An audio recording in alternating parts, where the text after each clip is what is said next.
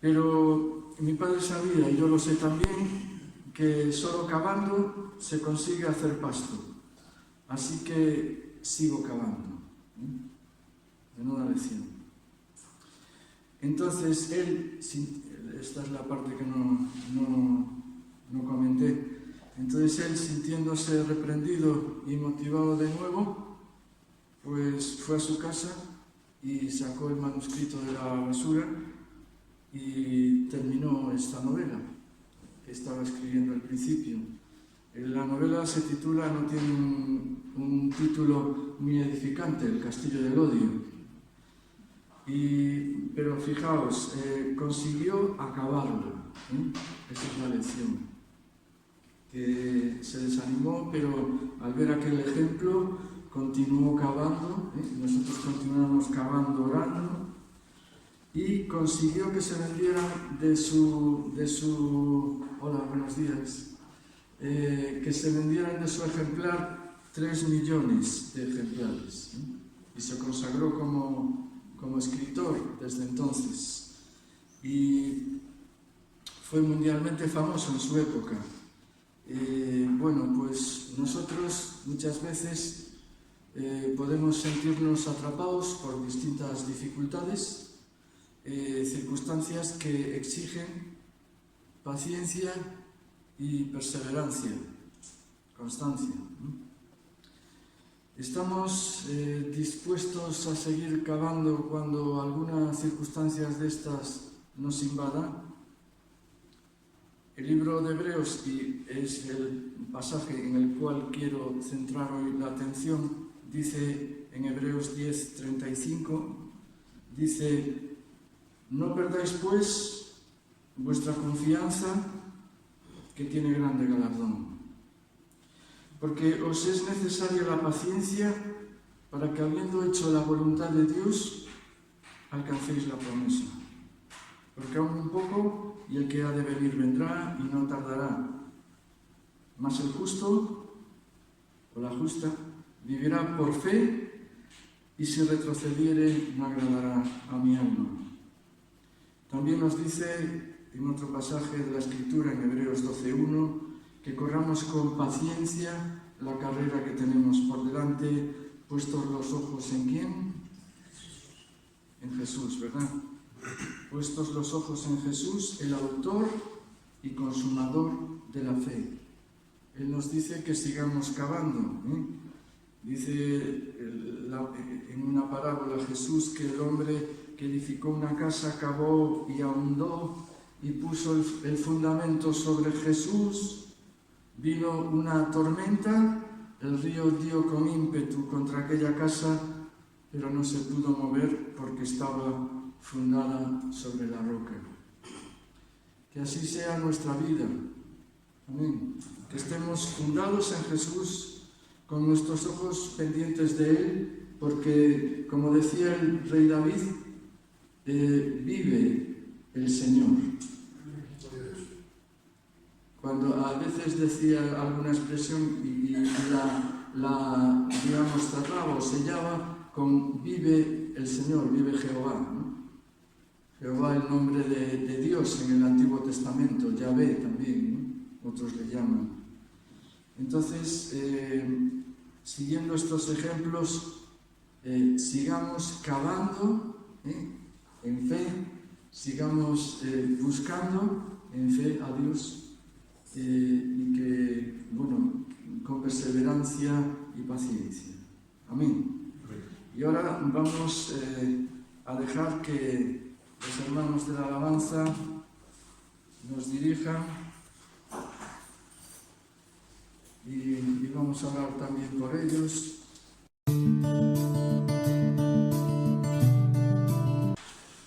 Antes de tener el tiempo de reflexión bíblica, quisiera dar gracias a los que nos siguen, después seguirán el vídeo por las redes, y dar gracias también al trabajo que hace Víctor poniendo, enfocando. La cámara nuestra es una cámara súper sencilla, es un móvil, de hace no sé cuántos años, incluso se usaba para llamar por teléfono, está puesto, y gracias a Víctor porque se encarga también de esto y es su trabajo, aunque no se ve, es de agradecer. igual que la sintonía que nos sirve de música introductoria, que es una composición de nuestros hermanos Matías y Natalia en tiempos del COVID. ¿Recordáis? Hubo tiempo del COVID. Yo tenía perro. Bueno, pues... y la verdad hay que agradecer esos detalles, porque a veces parece que pasan y se nota, pues yo noto la calidad del vídeo, cómo está enfocado, cuando grabo en casa o cuando se hace aquí, hay bastante diferencia. Víctor, te voy a tener que llamar para que vengas a casa cuando tengo que hacerlo, lo siento. Bueno, a tanto no llegamos. Pero bueno, sirva nuestra gratitud también, porque son 3 años ya, 300 y pico de vídeos, y creo que también hay que agradecer a los que están detrás, no solamente a los que salimos delante. Quiero llevaros en esta mañana a un salmo que seguro lo conocéis, el Salmo 23. Así que os invito a abrir la Biblia, la palabra de Dios conmigo, y recordar este salmo que hemos empezado a meditar hace algunas semanas, que el jueves pasado también en el vídeo que salió el jueves, tuvimos una reflexión sobre él en algunos aspectos. Así que hoy llegamos, en la voluntad de Dios, a la cuarta parte de esta serie sobre este salmo. El Señor Yahvé, el que es eterno y fiel, dice, es mi pastor, nada me faltará. En lugares de delicados pastos me hará descansar, junto a aguas de reposo me pastoreará, confortará mi alma, me guiará por sendas de justicia, por amor de su nombre. Aunque ande en valle de sombra de muerte. Matías oraba este mundo convulso en el que vivimos. Cada uno tiene sus valles de sombras. Aunque ande en valle de sombra de muerte, no temeré mal alguno, no porque yo sea guapo que lo soy, sino porque tú estarás conmigo. Dice, no temeré mal alguno porque tú estarás conmigo. Tu vara y tu cayado me infundirán aliento. Aderezas mesa delante de mí en presencia de mis angustiadores. Unges mi cabeza con aceite, mi copa está rebosando. Ciertamente, indudablemente, impepinablemente, el bien y la misericordia me seguirán todos los días de mi vida, y en la casa del Señor moraré por largos días. Como vimos en la primera parte, hace unas semanas, que lo tenéis también en vídeos, vimos el versículo 1 que nos dice, el Señor es mi pastor. Nos habla de lo que Dios es y lo que yo soy, la oveja del pueblo de Dios. Dios no es solamente para los demás, sino que Dios espera que yo tenga una relación con Él. Soy libre de tener relación con Dios o no. Y eso nos lleva a tener seguridad. Y hemos visto la última sesión, el último domingo, hace 15 días, que no nos faltará descanso. Leíamos el versículo 2. Hoy vamos a volver a leer el versículo 3, que es en el que nos vamos a centrar. Confortará mi alma. El Señor nos asegura, la Biblia nos asegura, Dios nos asegura, David, en su experiencia. La vida de David no fue solamente componer salmos y tocar el arpa, Eso era, si me permitís, lo menos.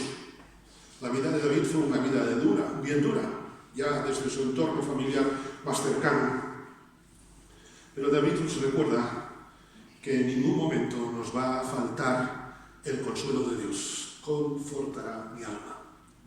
No nos va a faltar ni el consuelo de Dios, ni su presencia, porque dice el versículo, confortará mi alma, me guiará por sendas de justicia, por amor de su nombre. ¿Sabes? En esta mañana me gustaría pensar en esto. El consuelo y la presencia de Dios nunca va a faltar en nuestra vida. Y esto que puede parecernos tan nimio, tan de estar por casa, es una realidad. No es una teoría, sino que es algo que Dios ha prometido y que está en nosotros el que eso se lleve a cabo. El consuelo y la presencia de Dios están a nuestro alcance. Como decíamos el jueves pasado, están a la distancia de una oración. Y sabemos que el consuelo y la presencia de Dios no nos faltarán, sean cuales sean las circunstancias en las que nos encontremos. Y dicho así, puede parecer una cosa muy etérea, muy lejana, como muy teórica. Bueno, eso está bien, lo dice usted, en fin, bueno. No, pero esto es algo real. Hay momentos en nuestra vida que todos pasamos. A todos, si se nos pisa el pie, nos duele, ¿sí o no? A todos nos pasa. Y todos pasamos momentos difíciles en nuestra vida, cada uno de una forma diferente. A veces tenemos decaimiento, depresión. Si no has pasado una depresión no sabes lo que te libras. Pero ojo que la depresión es algo tan humano como puede ser un dolor de estómago o un dolor de cabeza o tener hambre. La depresión, el decaimiento es algo innato a nuestra naturaleza. Recordamos un caso muy particular, podría escoger otros, pero permitidme centrarme en uno, en Elías, el profeta Elías. A mí cuando alguien me dice, es que la gente en la Biblia, todo sale gente buena. Perdona, es que no tienen ni pajolera idea de lo que es la Biblia. Porque la Biblia nos presenta a personas semejantes, iguales que nosotros. El único perfecto es Jesucristo. Y aún así, como después veremos en su faceta humana, sintió, vivió, padeció, lloró como un ser humano más. Pienso en Elías. Elías, generalmente las emociones, las depresiones a veces nos vienen después de un momento de estar arriba, de estar a tope. Estás a tope y lo siguiente es estar abajo de todo. Y Elías ha tenido la victoria sobre los sacerdotes de Baal. Los libros de Reyes lo encontramos. Después de todo esto, la reina Jezabel, ¿qué hace? Quiere matarlo. Pero tú no acabas de tener con toda esa victoria, no estás con el corazón, como decimos en Galicia, con el peito bencheo. Y cuando él sabe que lo quieren matar, yo no sé vosotros, pero si yo sé que alguien me quiere matar, a mí me entra una tristeza tremenda. Y a lo mejor no tiene por qué ser físicamente, pero hay personas, recuerdo hace años un individuo que deseo que Dios le bendiga, y lo digo muy de corazón, me dijo, quiero anularte. Y no de algo de trabajo, quería hacerme daño. Y eso produce en nosotros decaimiento. Jezabel quería humillarlo porque se sintió humillada. Mientras no hagas nada, los demás no harán nada. Pero como tú te muevas un poquito, vienen a por ti. Esto pasa. Si no haces nada, qué bohío es. Pero como hagas algo, la gente viene a por ti. Eso produce a veces depresión en nosotros. Y Elías se ve desesperado y buscó la presencia de Dios en muchas maneras. Recordamos en Primera de Reyes 19. Y lo busca, y dice el versículo, y allí no estaba la presencia de Dios. Pero en un momento determinado, el versículo 13, dice que vino a él una voz, la voz de Dios, y le dijo, Elías, ¿qué haces aquí? Elías estaba desesperado por una depresión de caballo. No sé, ni tranquimacín ni ninguna cosa de citalopram ni cosas de estas le podían ayudar. Porque cuando nuestro corazón está triste, solamente puede ser curado por la presencia de Dios. Y yo no sé cómo estás tú, mi hermano, mi amigo, en esta mañana, pero como a Elías, Dios te dice, ¿qué haces aquí? Y a veces tenemos que llegar a este momento para saborear la presencia de Dios. Y el Señor nos dice, ¿qué haces aquí? Es la misma pregunta, con otras palabras, que Dios hace a Adán en el capítulo 3 de Génesis. El pecado produjo depresión en Adán. Y Adán y Eva se esconden de la presencia de Dios y Dios les dice, ¿dónde estás? ¿Qué haces? En esta mañana, en virtud de la promesa del Salmo, yo te digo, el Señor está llamando a tu corazón, al mío, y diciéndote, permíteme personalizar, Jonathan, ¿qué haces aquí? El Espíritu Santo nos visita en nuestras tristezas. El Espíritu Santo sabe mejor cómo estoy yo que yo mismo y nos hace recordar que no estás solo. Nos hace recordar que aunque te sientas el último cero a la izquierda, el Señor está contigo. Hace años en mi viaje de Canarias a Cádiz, de Tenerife a Cádiz, coincidí en el ferry. Aquellos ferries duraban bastante, 44 horas de viaje, no como ahora que duran 30 y tantas nada más. Pues yo recuerdo que coincidí con un científico del barco Hespérides, ese barco que va al Polo Sur. Y me contaba que una vez salieron en el barco, bajaron una barquilla y se fueron a un islote que era un islote que ni siquiera venía en las cartas de navegación. Y me dijo, ¿sabe usted lo que me encontré en aquel islote? Cuando llegamos, damos una vuelta así en la bahía, en la pequeña islote, nos encontramos un letrero que ponía, beba Coca-Cola. ¿Sabes? A veces, me atrevo a decir, ni siquiera donde llega la Coca-Cola. Pensamos, hasta aquí nada. Pues si llega la Coca-Cola, mucho más llega el poder de Dios. Porque el poder de Dios sí que es la chispa de la vida, y no la agüita esa americana, que con todos mis respetos a los que trabajan en ella. ¿Sabes? A veces hay cartas, en tus cartas de navegación hay islotes que no ves, pero vayas donde vayas, no hay un letrero beba Coca-Cola, sino ahí está la presencia de Dios para ti y para mí. Bendito sea el Señor. Confortará mi alma. A veces nuestra tristeza nos viene cuando estamos en enfermedad física. Esta semana la esposa de un pastor en el País Vasco le dio un infarto. Y esto produce tristeza en nosotros. Gracias al Señor ha salido adelante y mañana pasado espera estar en casa. Pero es duro esto, ¿verdad? Yo recuerdo cuando hace unos 13, 14 años me dijo el médico, usted tiene cáncer en su lengua. Y te lo dicen así, sin anestesia, ¿sabes? Y tú en ese momento o te aferras al Señor o te desesperas. Y cuando pasas con un servidor, un segundo análisis, que te cogen varios médicos, un muchachito de 1,90 m, 3 puertas del Ikea, me cogió así, aún todavía me duele como me apretó y dice, usted tiene un cáncer. Y tú vas para casa convencido con aquello, o te aferras al Señor, o mal asunto. Y bien sabéis la historia, gracias a Dios se equivocaron, no tenía cáncer.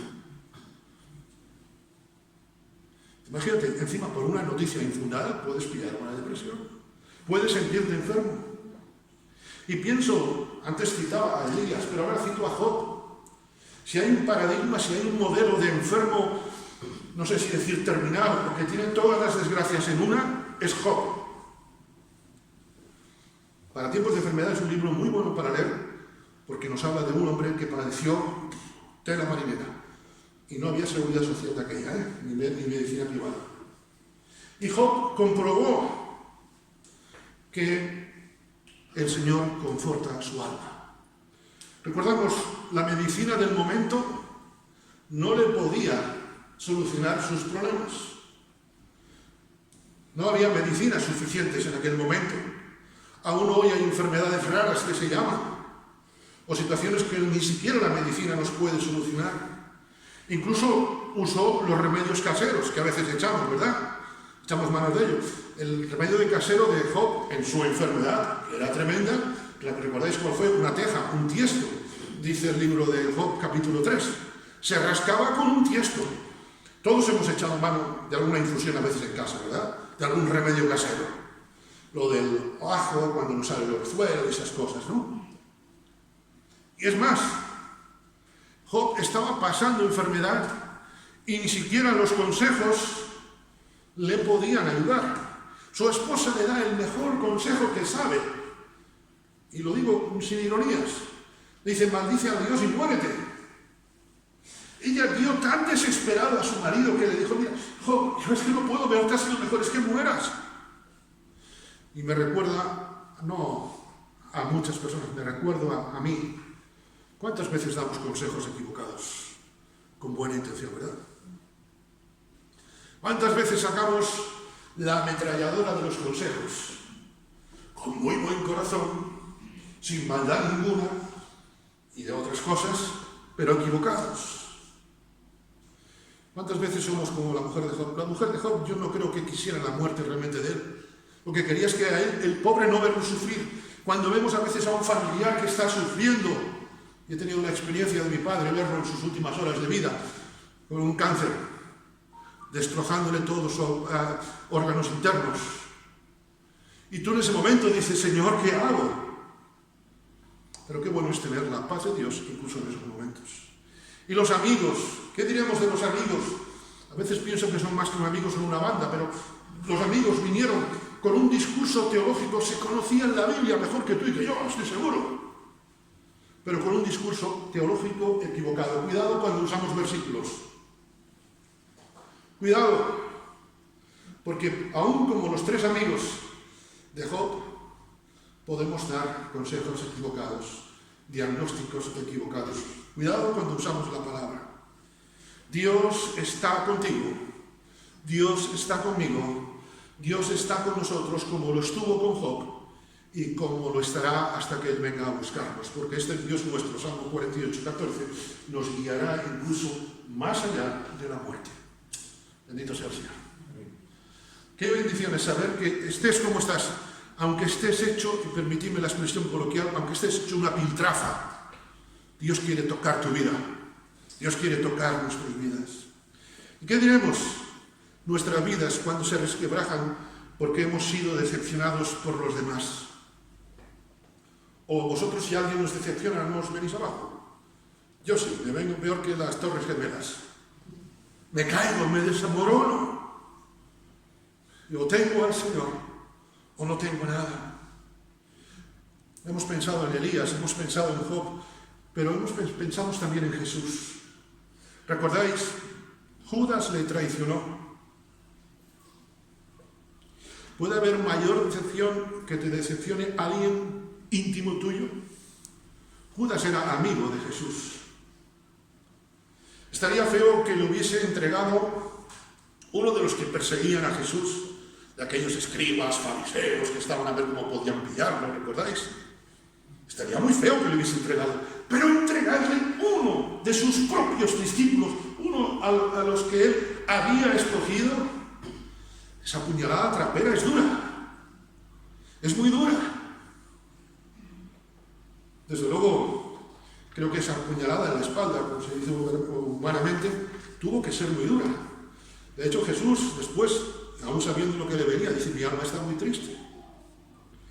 Y en medio de toda esa situación en Getsemaní, cuando Jesús le pide a los discípulos que se queden a orar con él, menuda decepción se llevó Jesús aquel día. Jesús le dice a los discípulos, venid a orar conmigo. Y todos dijeron, sí, vamos a pasar la noche orando. ¿Recordáis el amén que se oía? Todos se quedaron dormidos. El amén que se oía era el ronquido. Marisa algún día os puede dar un taller de lo que son los ronquidos de su esposo. Es decir, los míos. Algunas experiencias tengo. ¿Cuántas veces Jesús en aquel momento diría, pero estos ronquidos, que amén, qué compasión son conmigo? Y a veces confías en alguien y te dices, sí, voy a hablar por ti. ¿Te acuerdas de aquello? Ay, espera, refréscame la memoria. Este ha estado roncando. Y te sientes traicionado. Y solamente el Señor, como Jesús estuvo en Getsemaní, conforta nuestra alma. Porque todos en algún momento determinado de nuestra vida, sea en un momento o en otro, nos vamos a ver como Jesús a solas delante del Padre, y el único consuelo que nos vale para ese momento es la presencia de Dios. En el Getsemaní se cumplen las promesas, confortará mi alma. Él estará conmigo por amor de su nombre. Y pienso también en Jesús. Muere, a los pocos días resucita, y el día de su resurrección, lo hemos recordado no hace mucho, 2-3 meses, va camino de Maús, unos 10 kilómetros, como Pontevedra Marín, va caminando y se encuentra a dos que eran fieles seguidores suyos y no lo reconocen. No sé si os ha pasado. He pasado uno de los mayores apuros en mi vida cuando me encontré hace años con una persona que me dijo, sí, ¿usted no se acuerda de mí? Pues no. Y yo vi que aquella persona estaba tan convencida de que me conocía y después pienso, además, esto era en la Puerta del Sol en Madrid, hace años. Sí, usted no se acuerda de mí. Después resulta que era una persona que había visto yo nada más que una vez en mi vida. Digo, madre mía, menuda memoria fotográfica tiene este hombre. Y se acordaba porque le había dado un buen consejo como vendedor. Digo, hombre, que si te lo doy malo, hoy me la llevo.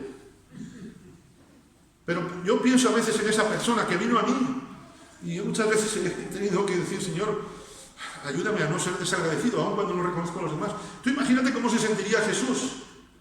Estos dos que hablan de mí, que me reconocen, ¿cuántas veces somos tú y yo como Cleofas y su amigo, verdad?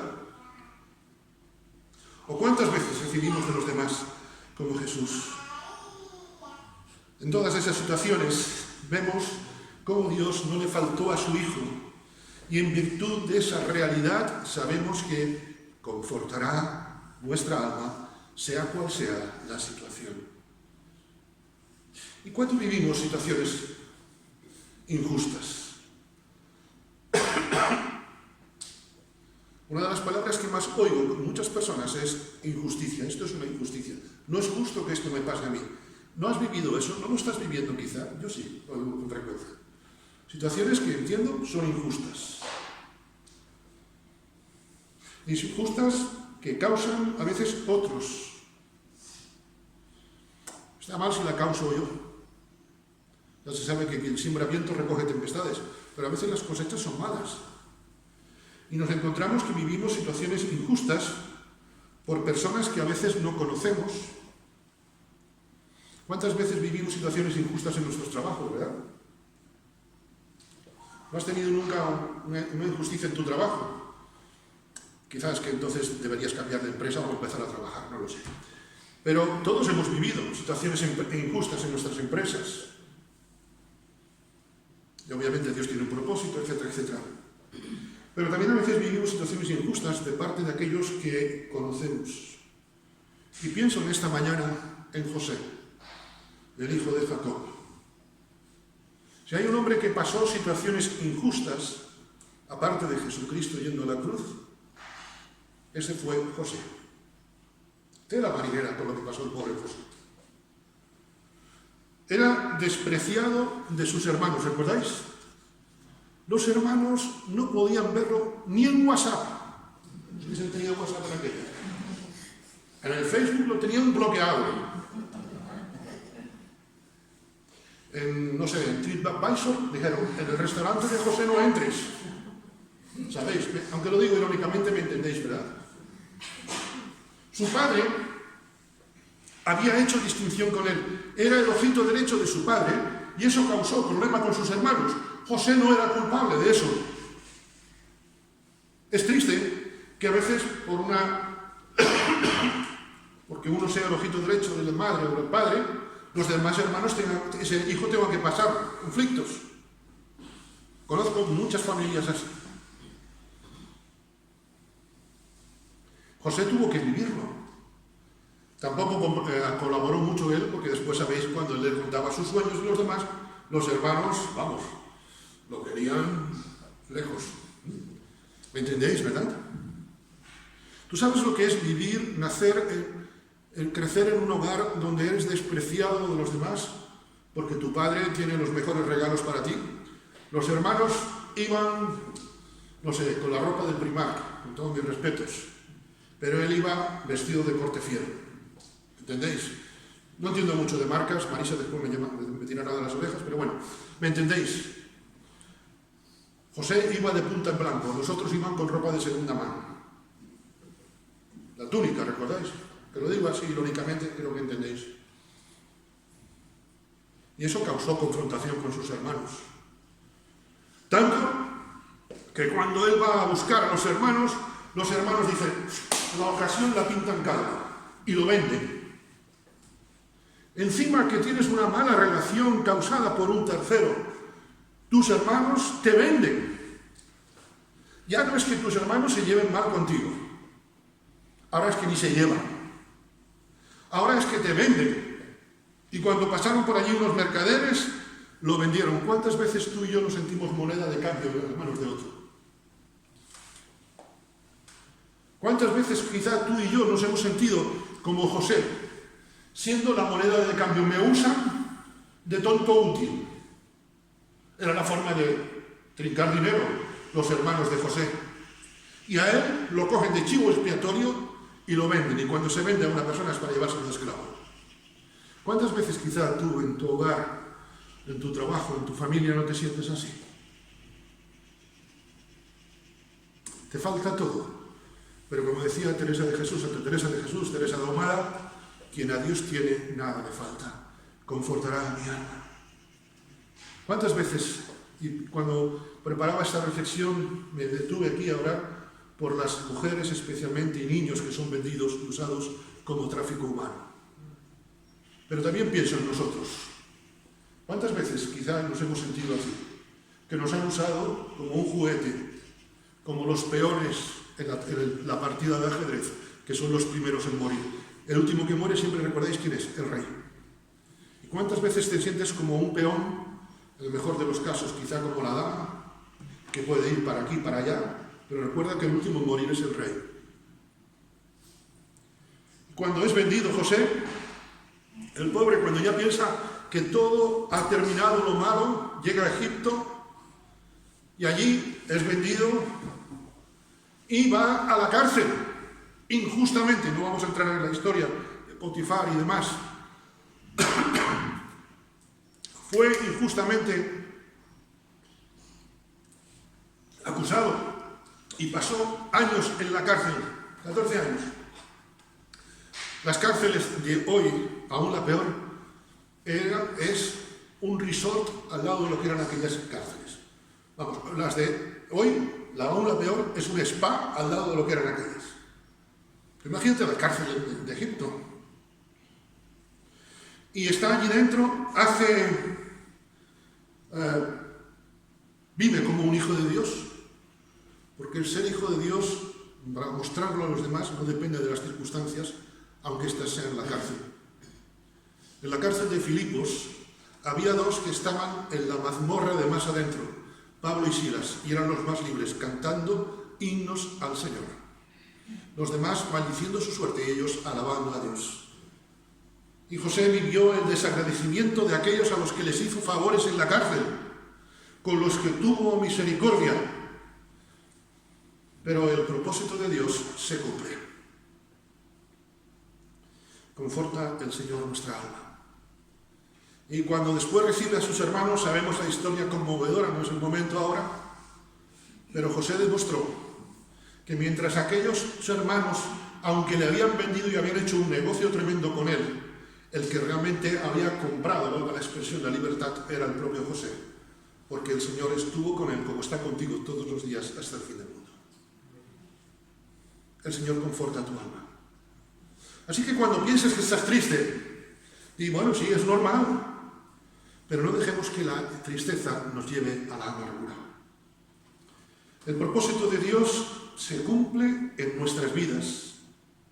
Y como diría David en el Salmo 37, joven fui y he envejecido y no he visto justo desamparado y su simiente que mendigue pan. Voy a repetirlo, hay una frase que quiero dejaros. Joven fui y he envejecido y no he visto justo desamparado. No hay justo desamparado. Tú no estás desamparado. Busquemos al Señor en esta mañana. Tú no estás desamparado, no te quejes, por favor. Busca al Señor.